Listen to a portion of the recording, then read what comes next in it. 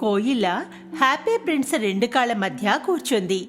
ఈ రాత్రికి నేను బంగారం పరుపై పడుకోబోతున్నా. కోయిల పడుకోడానికి సిద్ధం అవుతుండగా రెక్కల కింద తలదాచుకోబోతూ ఉండగా దాని తలపై నీటి చుక్క పడింది. అది పైకి చూసింది.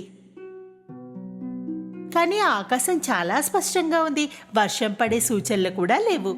అదే సమయంలో మరో నీటి చుక్క దాని ముక్కుపై పడింది. ఆ తర్వాత మరో చుక్క.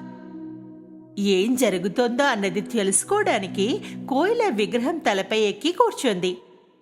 నీటి చుక్కలు రాజకుమారుడి కళ్ళ నుండి కారుతుండడం చూసింది. అవి అతని కన్నీళ్లు.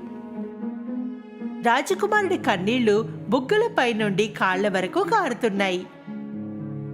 చంద్రుని వెలుగులో అతని కళ్ళు ఉదాసీనత కనిపించింది.